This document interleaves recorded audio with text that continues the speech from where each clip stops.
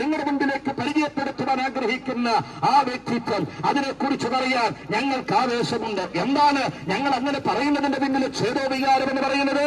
പറയാം, ഇവിടെ ജനിച്ചിരിക്കുന്ന സകല ഇതിഹാസ പുരുഷന്മാരും, ഇവിടുത്തെ സകല നേതാക്കന്മാരും, ഇവിടുത്തെ സകല മുടിചൂട മന്നന്മാരെ പോലെ ആരക്കച്ച മുറുക്കിക്കൊണ്ട് ഉലകത്തെ വെട്ടിപ്പിടിച്ച സകല രാജാക്കന്മാരും, എന്തിനേറെ പറയുന്നു, ഇവിടുത്തെ പണ്ഡിതന്മാരടക്കം, ഇവിടുത്തെ സകല ഉന്നതന്മാരടക്കമുള്ള സകല മനുഷ്യ ജീവിതങ്ങളും ഈ ഭൂമിയിൽ ജനിച്ചു വീണത് പാപത്തിന്റെ ഫലമെന്ന പോലെയാണ്.